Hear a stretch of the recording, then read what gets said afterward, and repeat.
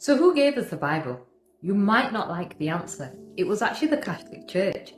Did you know that the Catholic Church played a central role in compiling, preserving and canonizing the Bible? In 382 AD, at the Council of Rome under Pope Damascus I, the Church formally affirmed 73 books of scripture that Catholics still recognise today.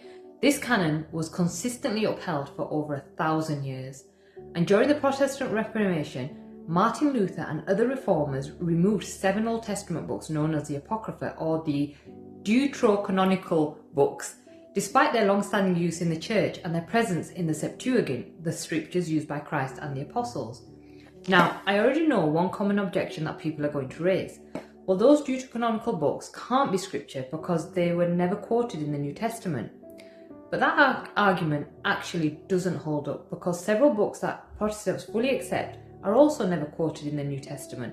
Books like Ecclesiastes, Song of Songs, Ezra, Nehemiah, Esther, Obadiah, Nahum and Zephaniah. Yet no one questions their place in the canon.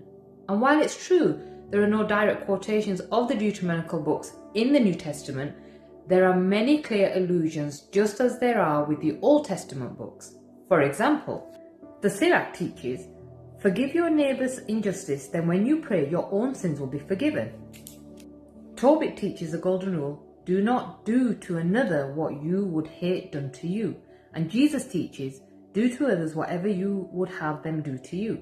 The Book of Wisdom describes divine wisdom as the refulgence of eternal light, the spotless mirror of the power of God. And Hebrews actually applies this same language to Christ himself. He is a refulgence of God's glory and the exact imprint of his being. So the theology, the language and ideas are clearly present in both. Scripture also gives a serious warning in Revelations. If anyone adds to the words of this book, God will add to him the plagues written in it. And if anyone takes away from the words of the book, God will take away his share in the tree of life. Now, I was always taught in my church denomination that groups like Jehovah's Witnesses or Mormons were not Christian, and nor were they saved because they altered scripture by adding to it or removing from it. But if that same standard is applied consistently, then it must also be applied to the Protestant Reformation, which accepts 66 books instead of the original 73.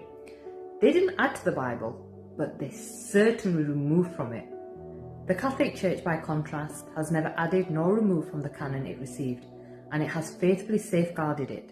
The Bible isn't just a collection of books, it's a gift of faith, of sacred tradition preserved by the Church through centuries of persecution, prayer and sacrifice.